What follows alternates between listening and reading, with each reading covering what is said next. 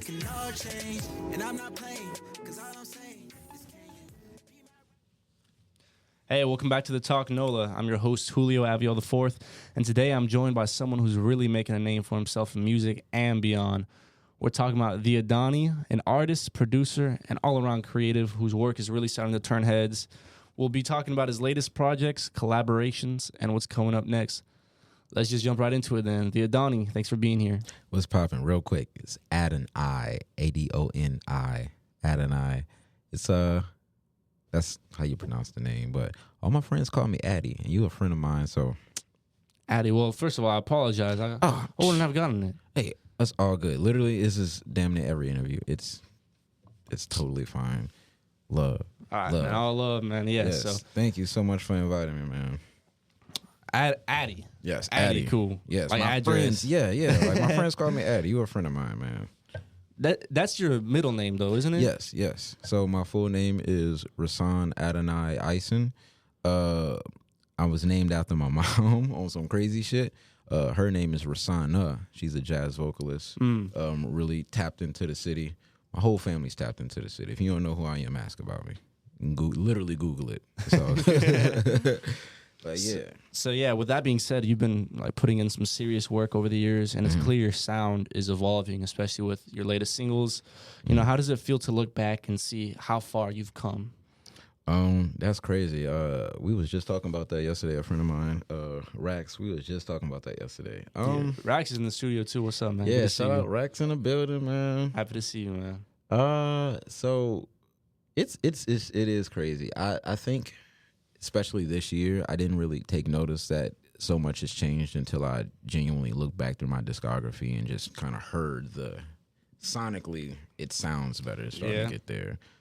Shit's getting more expensive too, so that's how I know it's. Is it like a studio thing? It's not even just a studio thing. I feel like I dropped my first EP in like 2015. So it's been about 10 years, just all together. And I'd say I really feel like I've gotten into the whole professionalism thing in like 5 years ago. I wouldn't say it's been all 10 years, you know. So studios, at first that was a problem. Now we're getting into like marketing and branding and kind of cutting through all of the smoke, because it's such a saturated industry right now. You know, you get a mic and then you can have something blow up the next day. But I don't know, having a long lasting career, I feel like knowing how to really, really market yourself, that's where the real money comes in. That's when you have to really pay like $10,000-$12,000 for like real PR firms and marketing teams and all of that. So Do you feel like that saturation applies to the city of New Orleans?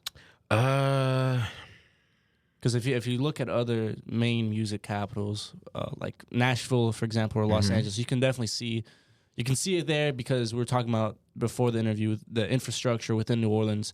They have that infrastructure, but you don't really see much of that in New Orleans. Yeah. A music industry. Yeah. And I don't necessarily blame it on New Orleans, but it's very saturated here. I feel like since we don't have the right resources, people tend to go with whatever works. Sometimes that might be bounce, sometimes that might be trap. But like, this is such a musical city. We literally created jazz. There's so much other shit that they can like really get into. But since we have a lack of, like you were saying before, since we have a lack of infrastructure, that's people tend to just kind of go to whatever they see other people work on. Which then now it makes it hard for us to kind of develop new sounds, develop new artists and stuff like that. Do you feel that makes it easy for you to stand out in a scene that has, you know, the kind of genre of whatever works? That's where you're gonna be playing, because you're doing like alternative, like hip hop and R&B. So do you feel that makes it easier for you to stand out? Yes and no. This music shit is like real subjective. Like in my head, like on paper, yes, it's supposed to be yes, but at the same time, I'm still like wanting the need to like have have that acceptance from the city. Because maybe, somebody from like a New York, they hear that I'm from New Orleans and they hear the music and then they're like, "You really from New Orleans?" And I'm like, "Yeah, I am." But that's, it's hard to be accepted whenever you're doing something that's not the usual. So like on paper, yeah, it may sound easy to, stand out, but the end of the goal, like the end of the day, the goal is to like want to be loved by your peers. So Of course. As I've gotten older, I've tended to, just accept who I am as an artist, but there's definitely like a piece of me that's like, I hope the city fucks with it kind of vibe, So it's a toss up. It's really just a toss up. Some days I feel like I'm a part of the city. Other days I feel like a fucking alien. So How do you feel 2015 you would respond to Touch Your Toes? I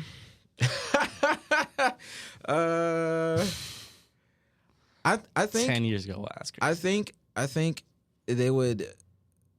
Me 10 years ago would love what I'm doing now, because that's who I'm doing it for. I went, so there's this art school. If you've ever seen the TV show Victorious, Of course. on Nick, so there's this art school called NOCA.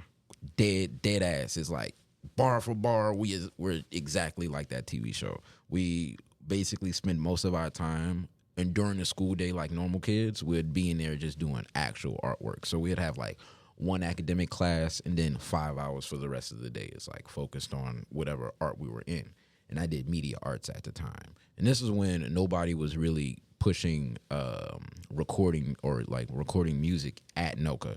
Nobody was doing that. The only way we could get in touch with folks with the mics in the studios, we had to be a part of the media classes, which was focused camera heavy. So I ended up picking up that skill as I was there, but we were still recording. I couldn't record every time or like do exactly what I wanted to. So now that I'm, I just turned 26. I'm on my 7th year in LA.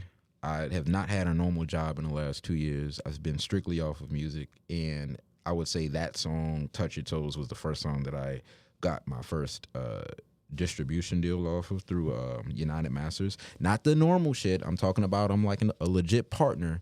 So like that was something that was really like amazing for me. It's an incredible milestone. I mean, this is your first single released through them. How has that partnership changed the way you release music or your vision for the way you release it? Knowing that every record deal is not the same. Literally, I felt like people hear record deals and it's like just a blanket term, but like there is a type of deal for damn near everything. So if I wanted, I could have asked for an advance, but instead I just was like, hey, give me something that's non-exclusive. Let me be able to like release my music. I'm just tired of having to fucking pay for shit. I don't want to pay for everything. And I don't know. That having that weight lifted off of my shoulders and still get to retain like more than 80% of my rights or like the masters, it's crazy. Something super simple. I don't have to pay to upload my stuff anymore, and that's like the main goal. So now I could really flood the system, What were you using before? Was it CD Baby, DistroKid? DistroKid, and I have a few tracks actually released with Beetroot. I'm through Global Warming. Gotcha. Yeah. With Pell, all of them, huh? Yeah. Pell's actually the feature on one of my most streamed songs from my project. Oh wow! Yeah, shouts out to him for that. Well, let's get into that collaboration between you and United Masters just real quick. Like, tell me how they approached you. Was there a certain track that got their attention and they tried contacting you from there? So this is just how LA works. But there's this guy named Malik Yusuf. He's a artist, poet, rapper. Ran with the Good Music Crew.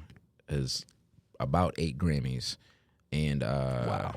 No, this fool. He's written Legit. on some. Yeah, he's written on All Over Dark Fantasy. He's written on almost any big Kanye song that you could possibly think of. He's put his hands on there, and he's friends with one of the senior executive presidents of not United Masters, but their parent company or their creative company called Translation. Translation is a creative company that takes care of damn near everything in terms of visually for United Masters, and we was just linked up on some like dinner shit, and he just brought him in.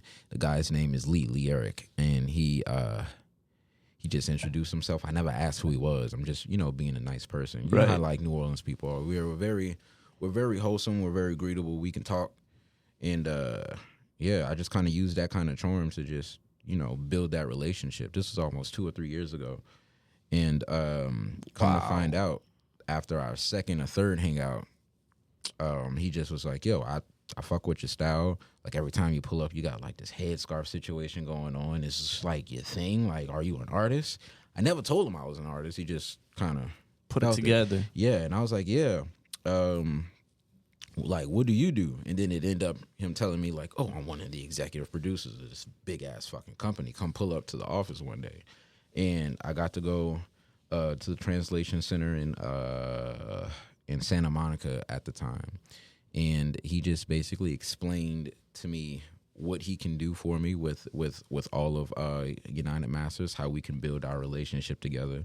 I really was just in there trying to scratch his head on like how to become a better creative producer, because that's also how I make money outside of this music shit, is being people's creative director and knowing how to edit, having multiple hats. You said you hadn't had a job the last 2 years. Not a job, like a normal job. Like a normal job, yeah, right? Yeah. So you've been able to use all these skills to just provide for yourself financially. And that's such a blessing, because That really is. I wasn't necessarily thinking about it until other people would ask me like, yo, when was the last like job you had? And to really think about it, it's been a few years to where I've only been working on entertainment stuff. What's the last one you had? What were you doing? Trying to think. Scullery. I was fucking washing dishes at this restaurant called Beauty in Essex in West Hollywood. That shit fucking sucked. Horrible. Only reason why I got fired was because my fucking ex called like my boss and was like, what? Like, he's gonna be late for work again. Just fucking fire him. She was mad. Dropped me off like told me get out the car type time, because she was driving me. This was such a dark time in my life too, dude. Oh my god. But after she kicked me out of the car, like LA is a very hard place to walk. I was damn near ran over how many times, huh? Dog. So she like left me out, drove off, and I'm thinking she's gonna go home. It's the end of that. This bitch called my fucking boss and was like, this nigga's late again. Y'all might as well fire him. How did she have such a say in that process? I guess at your work. Pretty girl privilege, maybe? I don't fucking know, dude. I've had like the worst luck with a lot of shit. And I was also the only black person back there. So that kind of makes it a little easier for niggas to be like, let's just kind of push them off. And then before doing dishes, I was working at UPS for about 2 years. And actually, no, 3. And on my 21st birthday, I just kind of walked off and quit. I ain't gonna lie. I ain't tell nobody I was leaving. I just left. It's a little birthday present to yourself. Yeah, no, for real. Because I was an assistant driver for 3 years over at UPS. And my driver was 29 at the time. And I was like, yo, man, how long have you been here? And he was like, oh, 9 years. I was like, you're not trying to fall into that trap, man. Exactly. I understand. I mean, what do you feel? Do you feel you learned a general lesson about people working in, in the UPS industry, the mailing services industry, and the food industry? There's going to be problems and struggles literally anywhere and everywhere you go, period, point blank. Like, a big thing that I learned was like to suck it the fuck up. A lot of the times it's just suck it up, dude. Like, you got shit to do, you got bills to pay, and at the end of the day, nobody's here to like baby you, So there was a lot of times where I thought, oh, we have a working relationship. Some people are supposed to treat you better than others if you've known a person for a long time. And I've seen people who's known each other for 10, 12 years kind of go like cut niggas off quick. So being able to be in a situation or just a hostile situation for so long kind of just made me build up my tolerance of like knowing how to deal with pressure for real. So, being in the service industry, having to deal with folks who don't really want you to be around, that always was something crazy. At UPS, when we're dropping off packages, we'd be in certain parts of the city, really nice parts of the city. I cannot tell you how many times they've had to call the cops on me just because they thought I was like trying to steal packages with the UPS. Like, so all right, so do you feel that there's a racism thing at play? not Systemically, and just like not even just racism, just classism, just in general. It's like if you're not looking the part, if you don't feel the part. But you were looking the part though, so that's just so interesting. And this was out in Cali. And this was out in Los Angeles. Yeah. Wow. Yeah. You didn't mention the headscarf thing. I hate to kind of get off topic, but I'm noticing it now. Is that something that you like are always wearing? Is there a meaning to it? So yeah, I've always been a fan of like head accessories. Before the headscarves, it was bow ties. I have almost like I got about 300 to 400 pieces of bow ties, and I got about 100 of these back home in LA right now. So I wasn't too crazy on jewelry, but my mom was really big on like ties and headscarves, and she used to wear them a lot, and she kind of put it on me. Then from there, just seeing Erykah Badu, a lot of the folks, or just a lot of the women that I grew up on, was really into it. But I'll give credit when credit is due. Fucking A$AP Rocky, he did the Babushka Boy music video. He only did it like once or twice, but once I seen that, I was just like, damn, yeah, I might as well do it. Now, mind you, my mom was always on it, but in the back of my head, I'm like, guys are not supposed to do that. Right. Let me just stick to the bow ties. And she was like, nah, you got the face for it. You might as well do it. I didn't do it for real until I seen Rocky do it like all those years ago, and then I just really locked in. I kind of got more into it in the culture. A lot of people in my family practice are like Muslim, so they also have it as well. They told me different ways of how to tie it and shit like that. My ex was also Muslim, so it's just like I've always been around it, but I just didn't know how I could really put it into my sense of style until I've just gotten older. But you did want to apply it. You just didn't know how to. Yeah. And especially into your artistry. But that can make you even look even more iconic. Yeah. Are all your headscarves, are they all custom? Do you have a certain place where you shop for them? No. They made for you? I ran, it's just whatever comes my way. You know what I'm saying? Sometimes I'll go to like a Goodwill, or, I'll say my first 10 was always passed down to me. All first little group or batch, until I started like taking photos and realizing that I was starting to reuse some of the pieces, and I'm like, all right, gotta get more, because now we're doing now we're on press runs, you know what I'm saying, or we're doing music videos. Certain head scarves for certain outfits should just be for that moment, you know what I'm saying, and then you kind of end up grabbing more over time because you gotta keep making these moments or these looks. Like even with this one, this is my first time really wearing this one, but I knew it would match with the the Tigers. Yeah, exactly. Looks good too, man. Thank you. It's very unique. I'll say I feel like not a lot of people are doing it, and if you want to start applying it into merchandise, that'd be very cool as well. That way, people can like feel like you are one with them, because it's something so deeply emotionally connected. That's such a good idea, dude. You're not the only person to tell me that. I'm just You still want to keep it personal just to you? Is that where you are? Okay, I can also respect that as well. It's a long story. I just like something about this just kind of, it really helps with my anxiety too. I'm not even gonna lie. Just having something to cover my head whenever I just feel weird out, I can just kind of cover it. If you can see, it's this little flap right here. If I decided to pull it forward, cover my face completely. It's like a hoodie as well. So if I ain't got a hoodie, you know what I'm saying? Just throw that on and I feel, real safe inside. That's cool as hell, man. Yeah. So I wanted to touch back on Touch Your Toes because, I was hearing some story when I was listening to it. It seems like it's a reflection, the struggles of a hopeless romantic. Can you speak on the story of that a little bit? Okay. Yeah. I feel like now, being a hopeless romantic as a man just doesn't feel as manly anymore. Like, I remember back in the 90s, like, it was cool to yearn. You know? Yeah, I understand. And for some strange reason, I feel like now it's, especially in the last few years, it's like it's not cool to be open with people or want to like show your emotional side. So I'll tell you the reason why, man.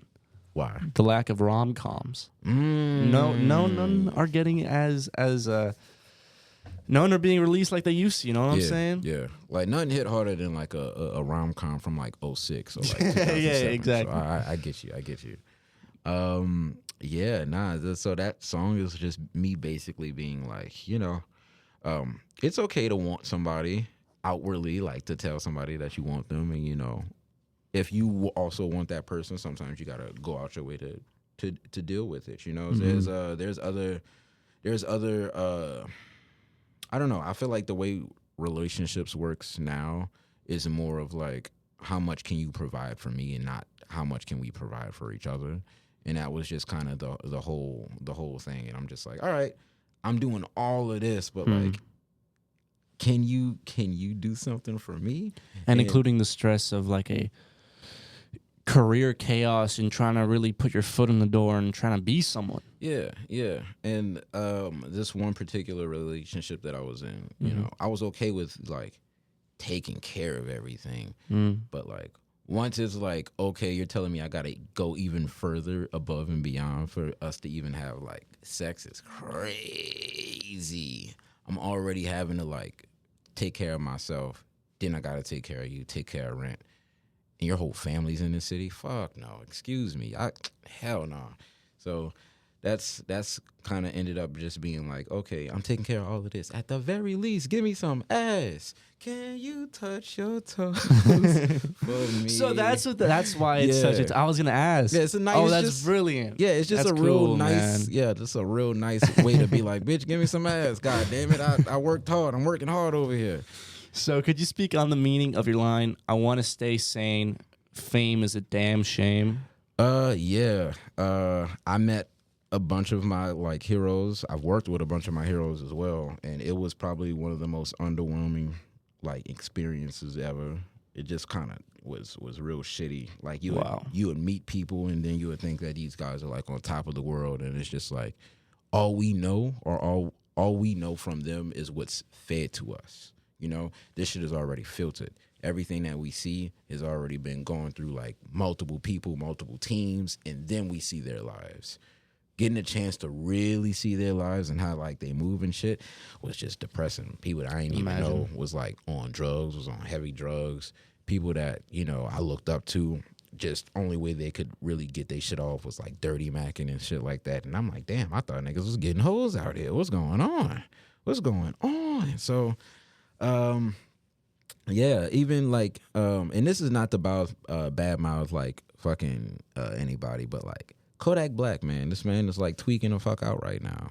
And I feel like that's because of how long he's been in the game. This man has already been in the game for 10 years, you know what I'm saying? And he's barely cracking 30. That's fucked up. He's like stressed out. He's got mad shit going on. He's making millions of dollars for mad people. And then every so now and again, we see this man just strung out in the middle of the street. That's fucked up. People losing their minds out here, you know what I'm saying? And I'm fairly sure it started off for him. It's just like a dream. And that's just like a lot of people, even with like, let's go all the way back to fucking James Brown, or like, let's go further back to fucking Elvis Presley. He started off with a dream, then got hooked on drugs, through his handlers, then he died. Same thing with Michael Jackson. Had a dream, got hooked up on his drugs, through his handlers, died. It's a constant cycle. So it's like, I didn't want to go to one of the most like evil places in the world just to lose my mind. For all of that, I could have just stayed down here and crashed out. You know what I'm saying? So that's what I really meant, was just like, you know, I want to stay sane. Fame is a damn shame. The amount of discipline you'd have to be around that world, around all this temptation, and to stay level-headed, though, that must take an insane amount of concentration. It does. And you know what helps? Being broke. You ain't got none money to waste on that kind of shit. An expensive habit. It's a very expensive habit. But at the same time, try being a musician, you know? It's expensive to be a musician. Yes, it is. And you're not, a lot of the local artists, you're not making money. No.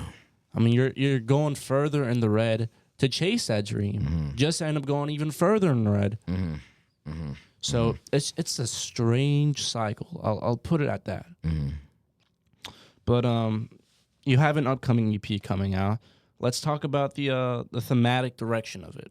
You know, how different is it from what you got going on with Touch Your Toes, or are you waterfalling Touch Your Toes into this new EP?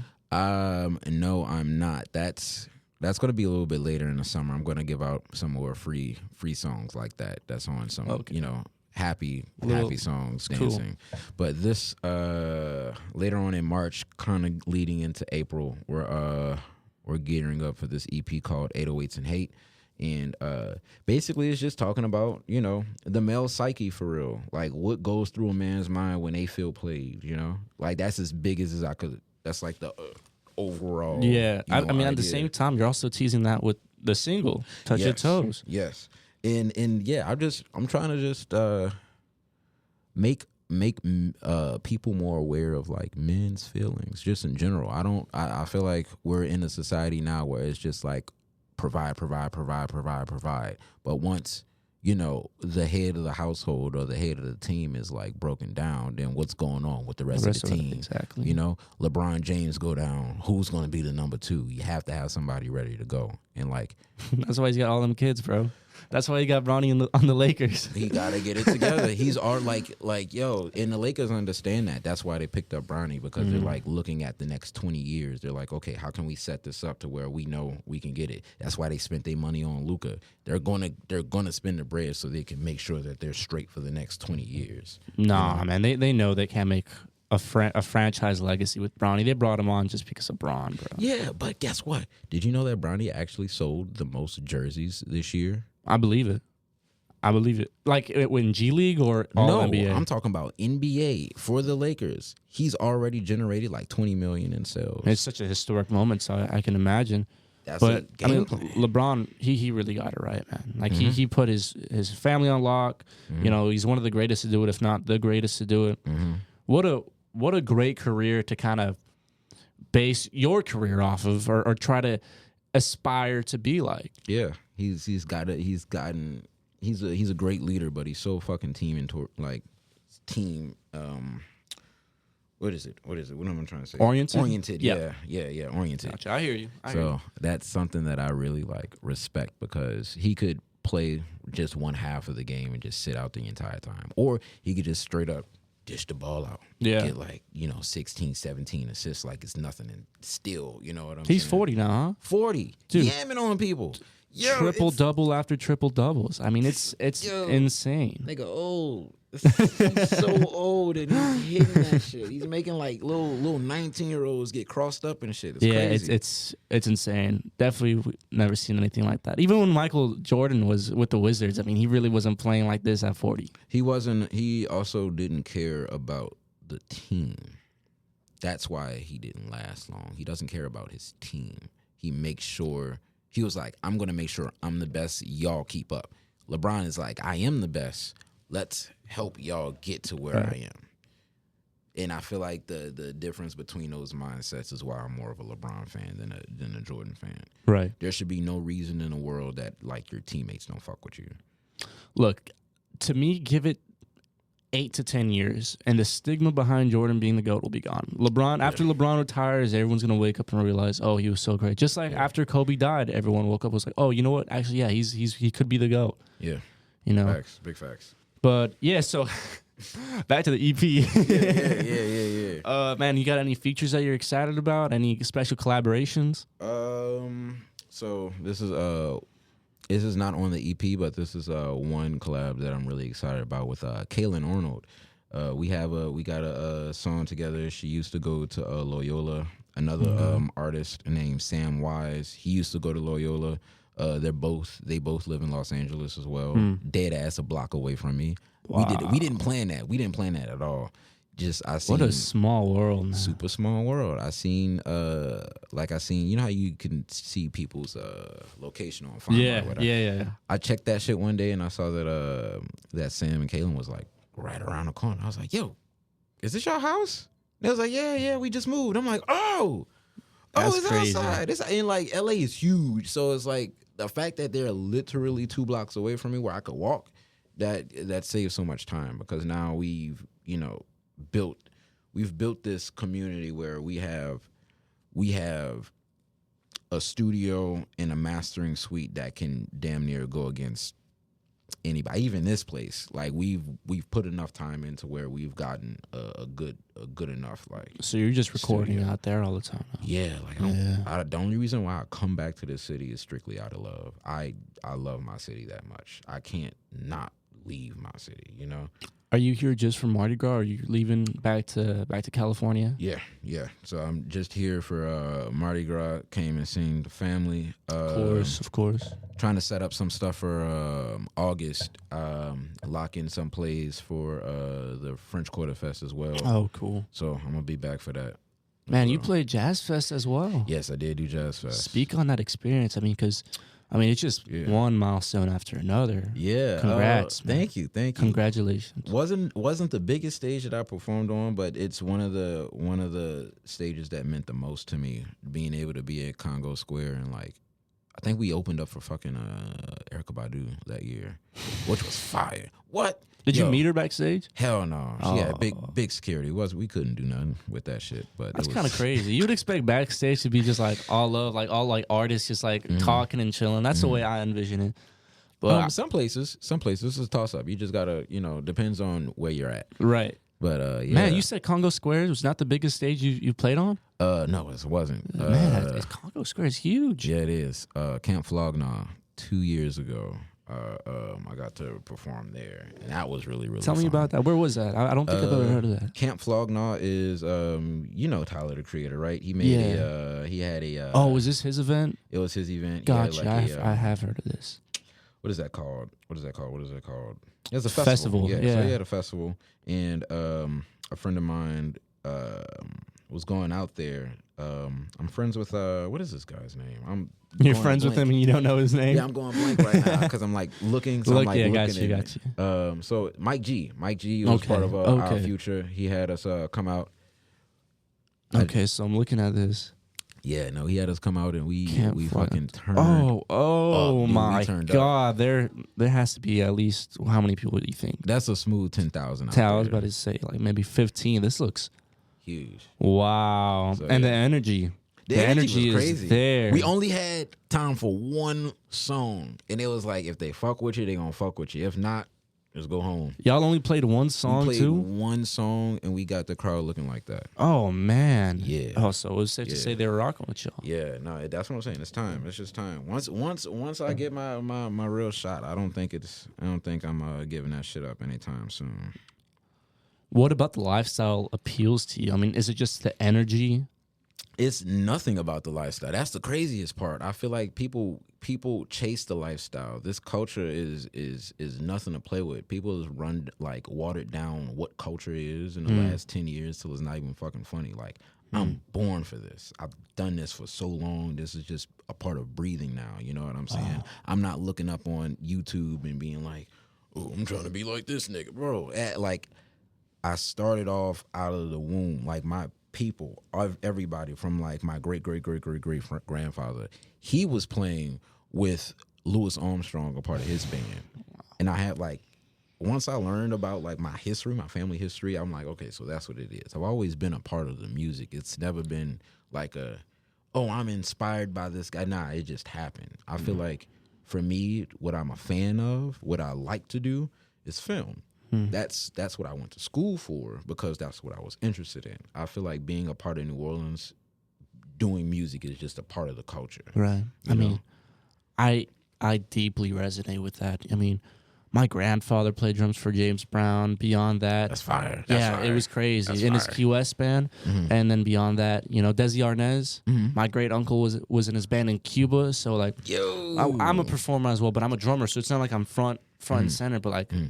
After a show, like I'll be like, yeah, this is what I'm supposed to be doing. And I understand I'm doing this talk show because it's something that I want to do, like you were just talking about. But you find these different passions and you try your best to really combine them and make something even greater out of it. But man, tell me the name again. Camp Flognaw? Camp Flognaw was the festival. Yeah. 2024.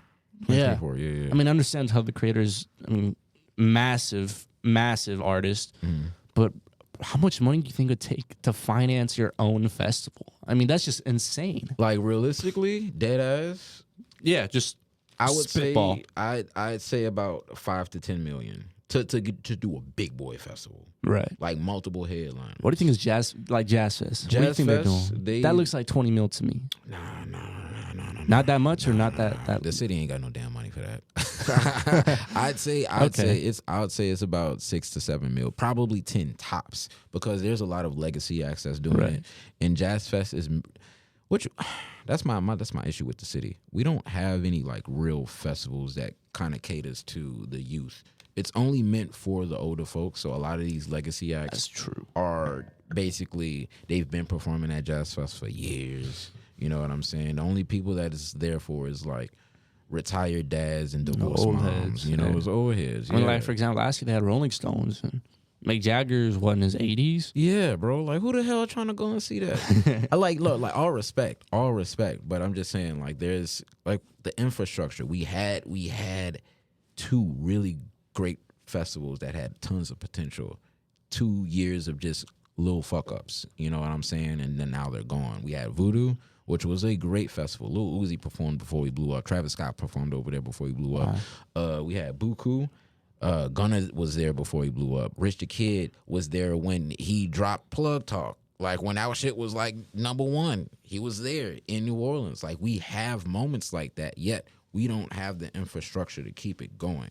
And the only reason why that is because we just don't have the money. So it's like, for me, the end of my life, I want to be able to be that crazy philanthropist that like spends the 10 mil, spends the 20 mil, and I don't give a fuck about Just what to I'm do seeing, it. just to do Because you have it and you want to. and I want to so bad. More We have so importantly. much. We have so much talent here. Like when you go and see Teezy for your next, so fucking talented, but we don't have the platform to show off these artists. Shout you know out what I'm Teezy. saying? Shout out Teezy. Shout out Two Bag. Shout out all of these others. Shout out Lil Reezy. Like, I feel like there's so many different artists that's starting to, come out now, but like we don't have the right proper tools for them to do anything. So, here. do you feel like culturally there needs to be more of a focus on the younger generation trying to come up?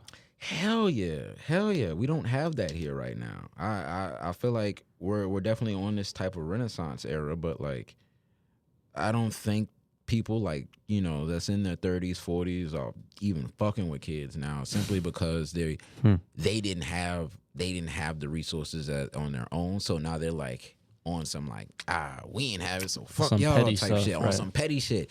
And like, I get it. This city's going through a lot. So I'd be petty about the shits too. But sooner or later, we have to break the cycle. And the only way we can do that is with real capital. Frank Ocean should have came back.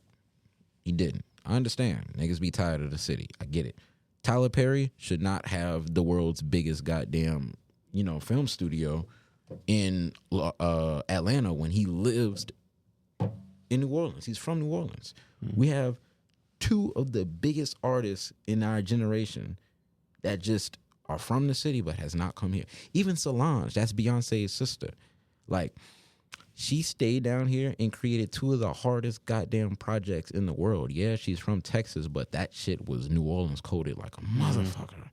You know what I'm saying? So it's like, people come here to get the swag and then they just leave. And that's kind of what I don't want to do here. I came, I got the swag, I'm getting my fucking funds together, and I'm coming back. What created that culture? Where did this start? And why? I think it was Lil Wayne not coming back to the city. Them niggas left instantly as soon as they got on, and then they went to Miami. Hey, everybody, do what they want to do. Some people just don't care about the city like that. And that's okay.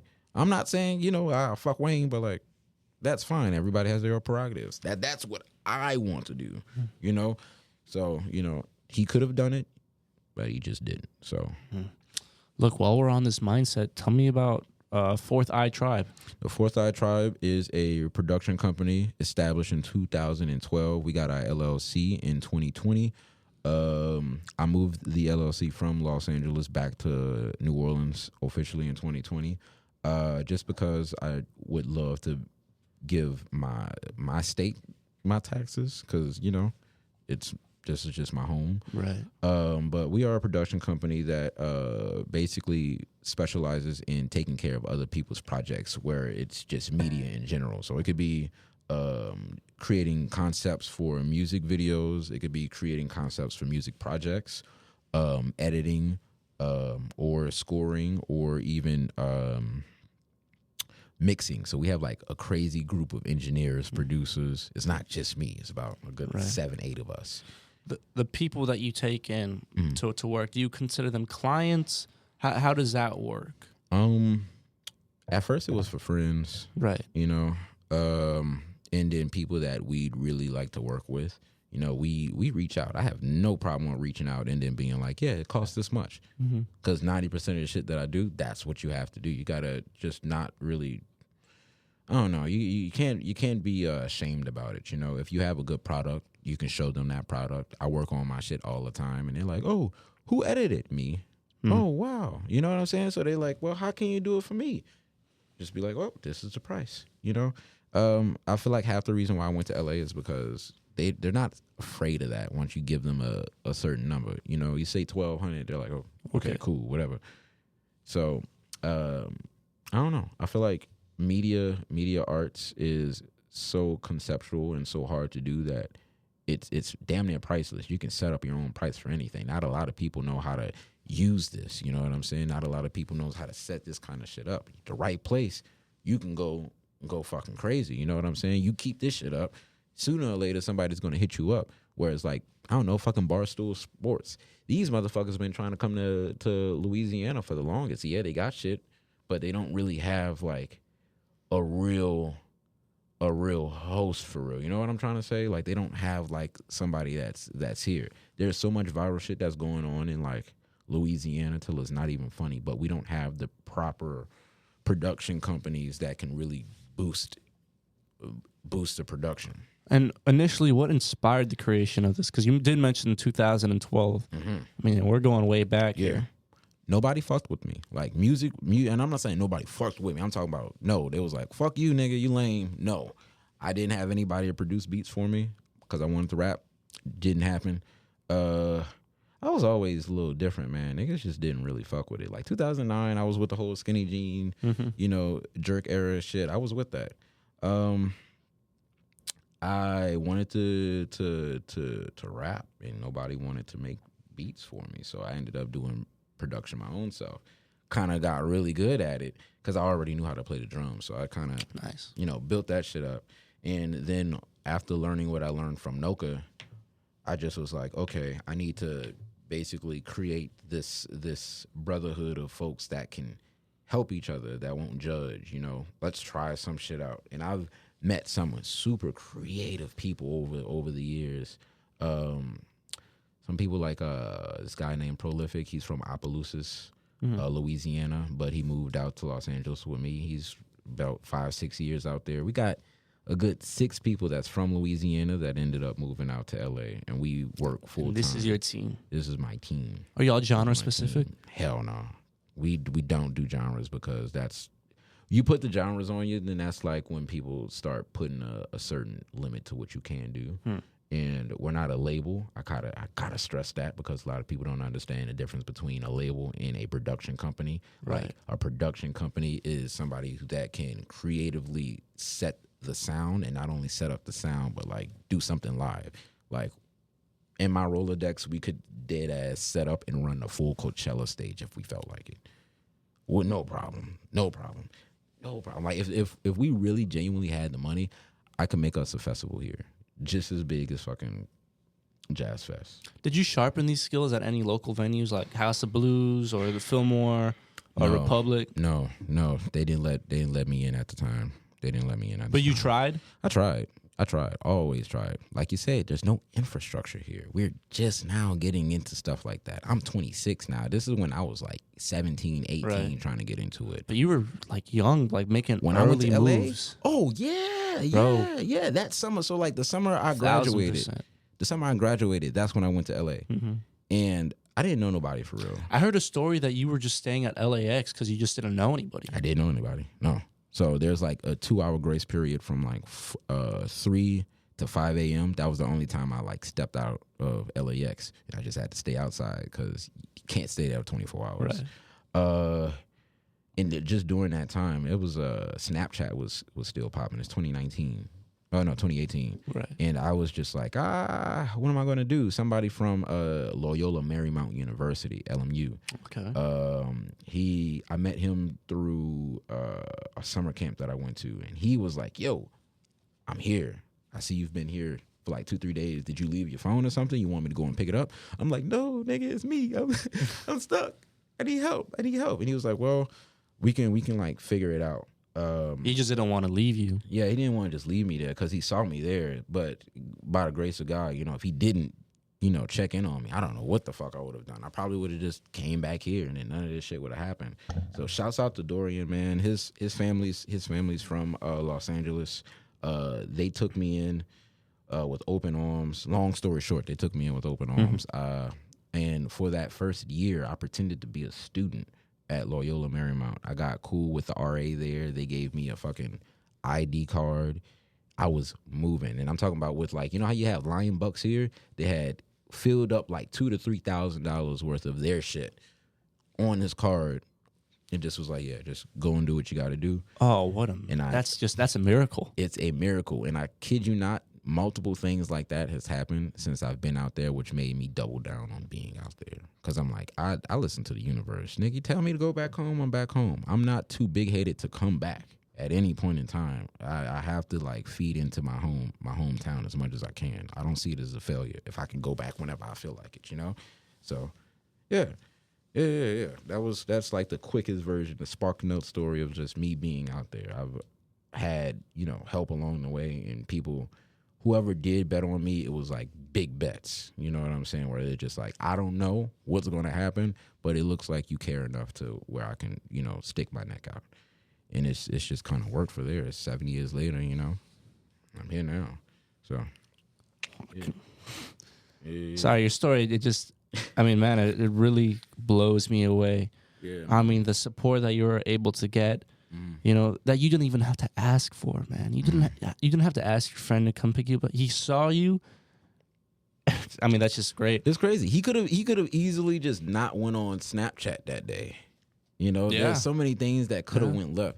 I met his roommates. They could have been like, no, They could have just said no. I don't know what the fuck could have happened after that. But it was just one yes after another. One yes after another. And that continues to like motivate you, or you're even more like, okay, yes, like this is working. It's going to be this way because that's how it is. I was just scared of failure, almost lost my life down here. So I was just like, nah. That's why you kind of want to get out of here as quickly as possible. Yeah, I've seen the glass ceiling and I seen the end, and I was just like, I shouldn't be able to tell if I'm in danger or not at this early of an age. That's not a normal thing. It absolutely isn't. So that's what really made me just kind of. I mean, the crime rate here could also be a factor as to why the infrastructure in music isn't too strong here. Yeah. Everybody's just so tired of being fucked over that as soon as they feel like they've gotten something, like, it's only natural to be like, look, bitch, I got it. Fuck you. You know what I'm saying? But sadly, half the people you mad at, it's not even their fault. It's just how the city is. So, like, right. I had to learn how to just kind of be mature and understand life sucks, dude. Not everybody can do everything, So I didn't put that on the city. I just put that on my agency and just decided to get the fuck up out of here. I could come back at any time. Life sucks. That's true. No one said it was going to be easy. No. I mean, man, those struggles are so real, but at least we have it. At least we have the opportunity with our lives and our breath to really make something out of ourselves. I mean, you were able to get out of like New Orleans, when you felt like your life was in danger, and then you were able to get into LA and continue to make a name for yourself. So it's really about not how hard it is, but how hard like you're gonna work towards creating new opportunities. Exactly, because there's a million ways to get it. You mad at how I'm getting it is crazy. There's there's a billion ways to get to it. Not everybody's come up story is the same. Literally nobody. Y'all can show me one person who come up story is similar, then I'd be like, all right, bet. But like everybody, literally everybody who's gotten up to this point has had a different come up story. So we can't get rich quick or figure it out quick. That's the whole fucking game. Like niggas is acting like that's gonna, oh, I'm gonna read this book and learn how to do something. No, bro. Like you have, there's different ways, yeah, but like there's no like direct steps to become a millionaire. Never has been. You can get the knowledge to know certain shit, know how to build your credit, know how to get the right credit card, know how to be with the right banks, whatever, stretch your shit. But there's no direct step 1, 2, and 3 millionaire. Yeah, gotcha. Yeah. I mean, this, while we're on the topic of opportunities, this makes me think of your collaboration on Colliding. I mean, that brought together an incredible lineup of artists. Tell me about how that collaboration came about. Y'all would have to ask Pell. I honestly, you were just invited. Nah. I did. So when Pell was living in Los Angeles, that's when we made that song. And then the rest was made when he moved back down here.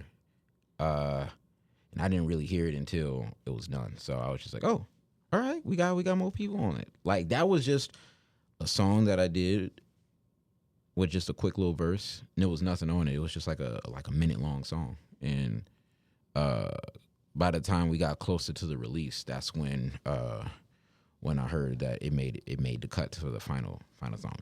Thing. Pell and I got like 15, 16 different songs together, just like in a tuck. I'm just kind of waiting for him to, sooner or later Dropping them. drop. Yeah.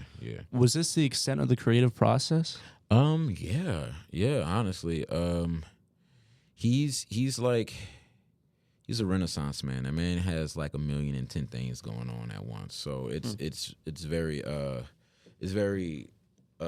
inspiring to see somebody kind of take care of so much, especially with all the politics that's in the city, to kind of really be able to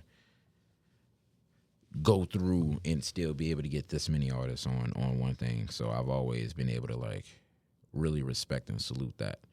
During this time in LA, we ended up making the song "I Love You So Much," which is sitting at like 300,000 to 400,000 streams right now, and it was a beautiful time because that was when I first started fucking with my ex.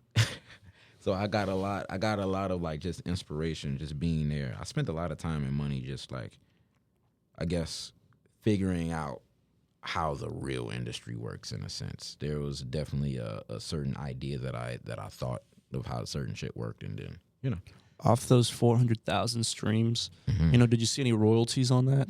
It's made a few $100. Okay. Yeah, of course. I just I've made more off of certain songs that only has 2,000 streams. It's Tell me, expand a little on that, because sync licensing. Gotcha. So like films, it's getting into TV shows, movies. Yeah. Oh, that's awesome. Yeah, making cinematic music is how you can get shit paid off. I made off of one song like upwards to 10 racks, and it was a song that like barely got any plays. So there's other avenues to make money. I just feel like people think that you got to go viral, get signed, and that's it. Just touring and there's so many ways to make money out here, dude. That's the only reason why I've been able to stay afloat, is because there's other ways to get to it. It's not just one way. Now you and Pell, y'all are a part of global warming, correct? Yes. Are you still currently a part of global warming? Yes, I just don't live in a city. That's all. What does being a part of global warming mean? It means, that's a really great question. Thank you. I feel like we don't have a lot of, not groups, because we're not necessarily a group, but more of like a collective of different artists, because everybody's kind of like doing their own thing. But we don't really have that openly, outwardly pushes like good vibes. You know what I'm saying? We're pushing for good shit. It's not like we're pushing for people pushing drugs. It's not like you're actually actively pushing like happiness. We're actually pushing togetherness, unity, umoja, real, community driven shit. So having people like Suave, people like Pell kind of focusing on the advancement of the city, that's what made me be a part of global warming. I'm here at the end of the day for the advancement of the city. If you care about the city, then I care about it. Simple as that. And to speak to that, you know, Fourth Eye Tribe is also an example of commitment to the city. Yeah. So this was interesting. You were a Grammy Camp alum. You Yes. are a Grammy Camp alum. Yes. You know, tell me about the biggest lesson that experience taught you, and you know, everything that entailed within the camp itself. The industry wins at the end of the day every time. Industry wins. If you're trying to get into the industry, don't think you could beat the system. Right. You can't beat the system. The industry is the system, and that's something that I had to learn. I got in so much trouble during that camp. I ain't gonna lie. Just being a renegade, wanting to be a real artist. There are certain people, when I came there, I was already looking to be different, and sometimes that can get you in a lot of trouble. And I learned that at an early ass age, and I was like, all right, well, damn, I can't beat the system. Once I learned that, I was trying to figure out ways that I can play the system. Once you can learn how to play the game the right way, it's the world's your oyster. Like, if people think about it, like Jay-Z historically should not be in certain positions that he's in, but as a CEO, he understands how to play the game. Hence why he can be able to run the Super Bowl halftime shows for the next 10 years. Got to know how to play the game. Now that you're a Recording Academy member, you know, you were talking about being a renegade and how different you wanted to come in already. Do you feel like that there's a certain impact that you want to make in that space? I want New Orleans to have more power in the Grammys, just in general. We need more voters, just in general. We need more power, just in general. I want to see us do more. I think we currently have the most voters in the southern states, but I want us to have the most voters in the country so that we can start getting more people from the South. You know, these Grammys, that's well deserved. You know, shout out to Tank. She just won. She just won. Quick story about Tank. She was the very first person who let me open my very, very, very, very, very first gig in Cafe Istanbul. I think I was 13 at the time, and I opened up for Tank and The Bangas. Oh, me and Tank go back. She's known me since I was like 9, 8. This is before Tiny Desk? Way before all of that. Way before all of that. Yeah. Hell yeah. How did this come about? Same church. Like, it's a part of, that's what I'm trying to explain. Like, people really take the whole culture, the word culture, and it's been watered down like a motherfucker. But like, a lot of the city already knows each other. Just everybody had their artist awakening a little later into life. But for me, I was lucky enough to just see it beforehand. And we were always around each other. She sung in the same choir as my mom. My mom was a praise team leader at the time. And yeah, she's always been a part of the whole music jokes. I've always been around somebody who played music in some form, shape, or fashion. And she was too. So it was always like we knew each other, but she didn't really know if I was taking it seriously or not. But yeah, 13, bro. She gave me my first gig, Cafe Istanbul. When was the last time you were able to get in touch with her? Well, they were recording their most recent album, the Green Balloon album and the Red Balloon album. I was there for both recordings. They recorded that shit out in Los Angeles. So it was really, really nice to just kind of be in the room while all of that was going on. The first few times I first talked to Tank, I mean, her faith automatically, immediately stood out to me. Do you feel like faith, with faith you develop certain mindsets that can push you further than someone that really doesn't believe in anything? Yeah. It's so crazy how the human mind works. I feel like if you don't believe it first, how the fuck is everybody else gonna believe it, you know? Same thing with Drake. I feel like Drake ran the industry for so long because he genuinely felt everything that he was rapping. You have to believe it first for others to believe it for a long time. And then in order for that to get tested, somebody else has to come out and, say that. And as soon as you start doubting yourself, that's when the rest of the crowd is going to be like, they can smell it. They can fucking smell it. What was that opening, when you were opening for Tank, what was that first gig? What was that like? And did that continue to motivate you? Did you get stronger feelings for what you were doing? Yeah. Because 13, you're young and impressionable. I forgot half the lyrics to almost every song. I was dead ass it was horrible. It was horrible. Nigga, I started dancing at one point because I just didn't remember the lyrics type shit. I was just like, And even then, like I knew I did bad, but like Tank was like, yeah, just keep going. Just figure it the fuck out and keep going. You know? And I've opened up for her multiple times since then. But like that was having her say that and just being like, yeah, I get what you're trying to do. Just keep going. Sometimes that's all the fuck you need. Especially from somebody that's like that you look up to. Sometimes you just need somebody to just be like, keep it going. That silence can be louder than most. So the fact that she decided to just be like, yo, keep going, it's changed my trajectory for real. Being here in New Orleans, I mean, it was very motivating when I saw her win the Grammy for the. It was a spoken word, the poem, right? Poem, yeah. I mean, talking about infrastructure and lack of here. I feel like that was a great step towards the help that New Orleans needs and the emerging youth in art. Because there's other ways to get it. I don't even think people understand that. Like, there's other ways. There's so many other categories for Grammys to win. Right.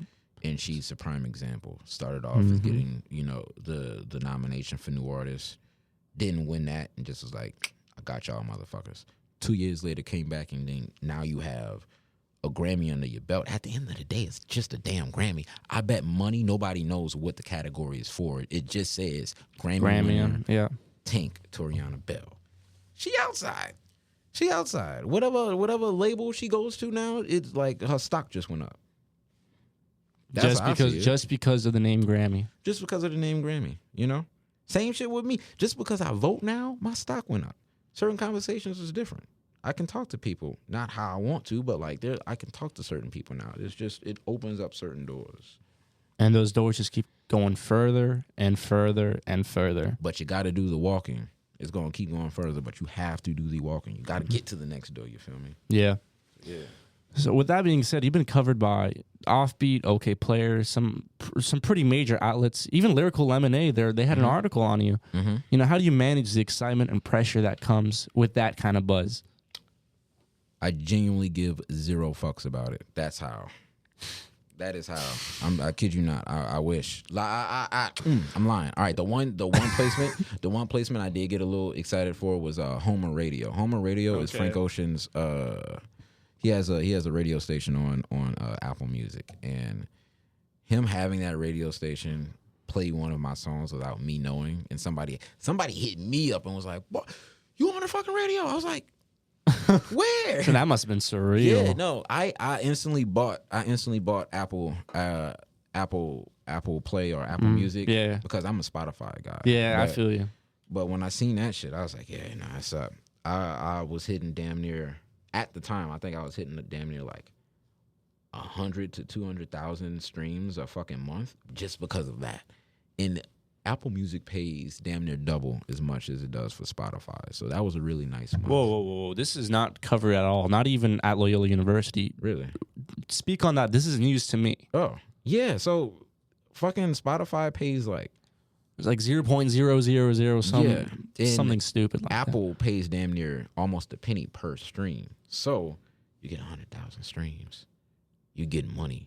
Right. You get 100,000 streams over there, and on Spotify, you're probably getting $10, $12, Oh my so, God. Yeah. And Tidal is even higher. I forgot how much it is. And Amazon's even higher. If you get 100,000 streams on Amazon, you're damn near getting $300-400. Oh my God. Oh yeah, you can get paid over there. You can get fucking paid over there. But like, since it's not that big of a platform, they don't really say that. You just kind of gotta get enough streams to see it get generated. There's charts and shit around here where you can just look it up and see what the current like going rate is. Right. How do you keep momentum going for streams? Ads, Facebook ads, and continuously dropping visualizers. I don't like dropping a lot of music. You ain't about to catch me dropping like 100 songs in a fucking year. Like I'm gonna do. Well, this year is probably gonna be the most I've ever dropped because I'm doing 3 EPs all together. But that's like EPs, so it's like 5, 10, 15. Yeah. Songs total, 15 tracks, like five tracks each for the EP. Yeah. Nice. Yeah. I don't know. I wouldn't have guesses because it's not really shown in your Instagram. But man, you're an actor. Wait, how you know that? You're an actor, man. You've been featured in Burning Cane, A Girl Like Grace, Not the Same. Yo, you actually looked this shit up. That's crazy. Tell me about acting, man. How did that become part of your journey? So I actually produced on Burning Cane. I actually hired most of the not the cast, but the crew for that. Okay. Philip Humans also went to NOCA his senior year, which was my first year out of high school. He decided to make a film, and we got pretty far in like the production range, or like just the film circuit. We got pretty far. We got that shit on Netflix. He ended up getting signed to Ava DuVernay's like production company. Mm-hmm. He ended up also moving out to Los Angeles. It was his birthday a few days ago, so happy out. birthday! Yeah, shout out. Philip Humans, happy birthday, sir. But yeah, no, once he got that, we won I think best director for in the Tribeca Film Awards. He took that success, man, and we just kind of ran with it. Wow. I used that success to get like other jobs too, just like production gigs and stuff Mm-hmm. like that. So that was probably my biggest takeaway, was being able to be a part of Burning Cane. But from that, I kind of locked in with the music. And like I said before, I went to NOCA. NOCA was for the film shit. Mm-hmm. So that's how I learned how to edit. That's how I learned how to like direct music videos. That's how I learned how to direct movies. And then just being around people like Philip kind of just built that shit up. Even with Rax, like being around Rax, man, there's somebody who really just knows what he wants beforehand. And that's a fucking skill. Niggas don't know what the fuck they want, you know? And having that like just decisiveness to know, be like, all right, this is what we're doing this week, this is what we're doing next week. That is what makes, players turn to bosses, Aside from production, do you see yourself pursuing more film roles, or is music the main focus as of right now? It goes hand in hand. You always need a music video. Prior to what people are saying now, being like, oh, just make a TikTok. Fuck TikToks. I'm giving y'all real music. I'm giving y'all a real video. I don't give a shit, dude. I don't care how much it costs. Like, that's what I do. Right. Yeah. I just kind of follow by my own rules with that. Maybe one day I'll shoot like a real movie. But Okay. Right now, I'm literally going to try to put all of my, movie skills into Fourth Eye. I mean, Fourth yeah. Eye tribe really. I feel like that would be perfect for filmmaking. Yeah, and that's kind of like what we get into. We have certain affiliates of a Fourth Eye tribe that already went on tour with like Lil Baby, just doing production stuff. So we have milestones. I just don't be fucking talking about it all the time. Yeah, we're working. So, as everyone that's listening to this episode knows, you've been making moves towards LA. You're out at LA right now. Mm-hmm. What was the vision behind that transition? What did you hope to get from LA ultimately? A fresh start. I just didn't want to die here. That's it. I just didn't want to die here. It's just that simple. There was somewhere else I needed to be. Right. So, any ultimate career goals, both as an artist or creative overall? Grammys, that's a must. Winning Winning the Grammy. Winning and helping other people win Grammys. I definitely want to do that. I want to help more. I want to be a creative producer for more artists. You know what I'm saying? I'd love to be an executive producer for somebody who is like, hey, can you help me make my album? And I'm like, hell yeah, I got the fucking tools to do it on any level. So I'm right there with it. I would really love to perform at Coachella. I love a solo set at Jazz Fest. And Okay. those are like the immediate goals in like the next 5-10 years. Very foreseeable. Yeah. What category would you hope to win? It don't matter. Don't matter? A Grammy, like I said, a Grammy is a Grammy is a Grammy. What could you see yourself winning in? Best rap performance, best production, and engineering. We got a crazy engineering team. The newer shit, I'd say is like obviously like the more, if you go from like my shit in 2020 to like 2025, you can hear it sonically how expensive it sounds now.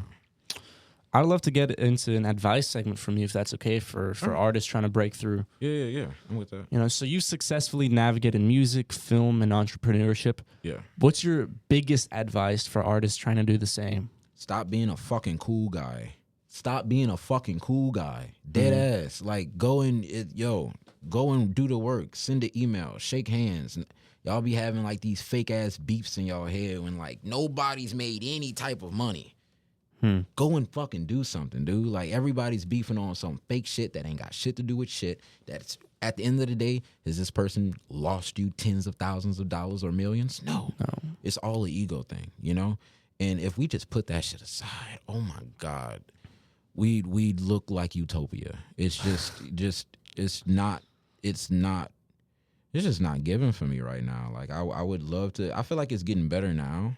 Like, we're kind of stepping into this Renaissance era, but like, please, for the love of God, y'all, half of y'all homeboys that y'all could be making millions with, y'all fell out over some stupid shit. I promise you it was stupid. If y'all can like really put certain shit aside and just kind of move forward. Big difference will be made. Big difference. How do you stay true to your artistry while handling the business side of entertainment?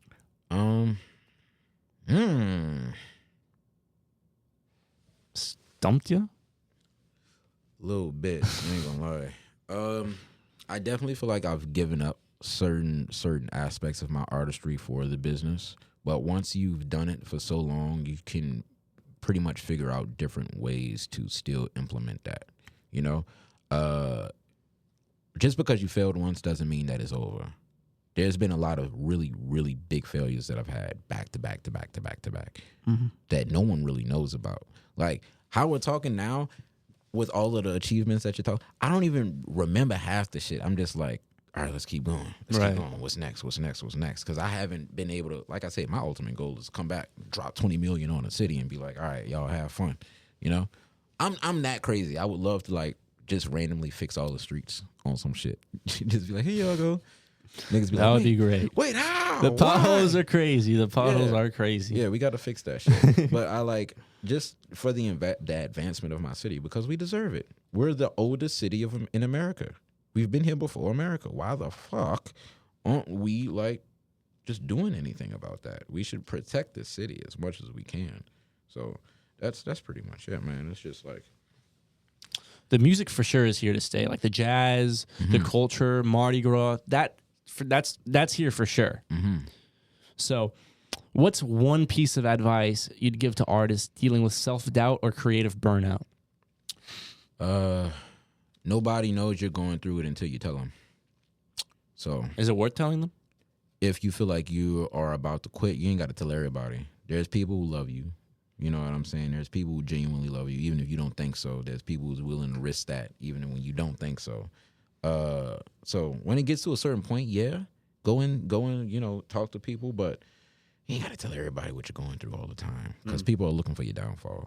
Like, just like I said, all the L's that I've taken, I don't tell everybody the L's, so niggas just think that I'm like, I'm fucking Superman, I'm doing this shit. But yo, there's been so many times where I've cried super hard just because I felt played, or I felt like I lost out on some shit, you know?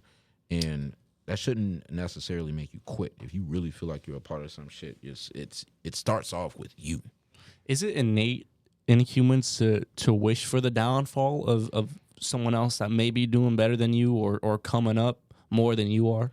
That's only for humans that's only know struggle. You go to some place where everybody's rich, I don't see that type of jealousy simply because they're just on like oh, you making it? Bet. I'm making it too. I've seen it. I've just seen it. That's why like being in LA for as long as I have has made me change my outlook on certain things. When you have resources, it's less of a struggle. It's less of a paranoid like, I can't have him get it because if he get it, then I won't get it, you know? So there's money to go all around, bro. It's just you gotta really, really move forward sometimes. All right, before we wrap things up, we're gonna hit you with some rapid fire questions. All right. How does that sound? Exactly. I'm ready. You ready? Yeah. All right. Biggest pet peeve in the studio? When you're not invited, don't fucking come in. I don't do that shit. Yeah. That happens a lot in LA. No, because now I have my own studios, but like at the beginning, dude, I don't like super late sessions. I'm off that shit. You ask me to come past office hours, you're crazy. And yeah, just people just deciding to just come pull up and think that this is a party spot. Like I don't do that. This is my place of work. This is my office. So unless it's specifically for people to come and pull up and have fun, no. One movie you could watch forever. Oh man, I'm about to be so head ass for this, but Wolf of Wall Street. Oh, for real? Yeah, that shit. That show is just so unhinged. That movie's so unhinged. I think something's wrong with the live stream. Rax, everything okay? I think we wrapped up the live. Is there like a pop-up message on the phone? Oh, that's why it stopped it because it's about to die. It's fine. We got the audio. We got the audio, and we got at least like 50 minutes, and we got Rax's backup camera. Come on, man, Rax came prepared. Smart man. Yeah. Speaking of production, if you ever wanted to talk to him about that, I feel like that would be a really good part to talk about because we just finished the Super Bowl, right? Right. People that worked in production made money. That lives here and that's from out of the town. I feel like if there was more people that understood how much money you can make through production, like it'll open up so many avenues. You know what I'm saying? You can get paid because you set the price. Speaking of Super Bowl, did you see Sax Kicks Ave perform out in front? Yeah, bro, that was so cool. Good for them, man. Shout out them. Shout out them for real. All right, we ready to get back to it? Yeah, rapid fire. Rapid fire. Most unexpected artist in your playlist right now. Portraits of Tracy. Okay. Portraits of Tracy. What genre is it? Kind of alt rap. Okay, cool. Best piece of advice you've ever received?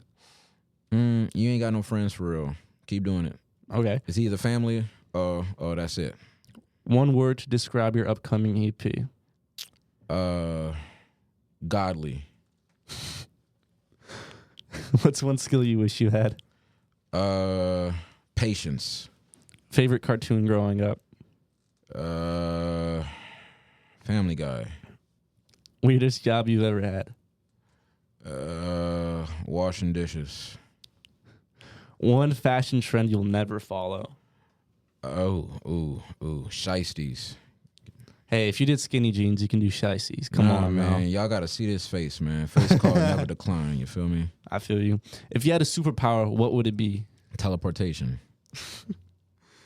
That's sus. You're sussing me out a little bit with the teleportation. Where are you teleporting to and why? If I got anxiety. What if gone? Oh, that's kind of cool. Yeah, I take it back. That's pretty cool. Yeah, I gotta dip if I can.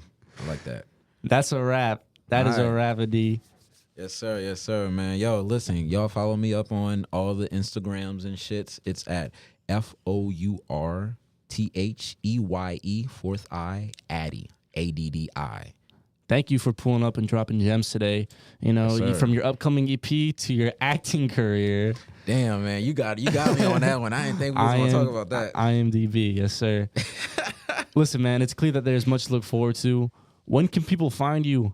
Actually, you just plugged it all in now. You just plugged it all in. Or look on Spotify and Apple Music is The Adoni, THE space ADONI. Just check it out. I got a lot of shit. There's something for everybody in there. That's Adoni, not to be confused with Adoni. Yeah.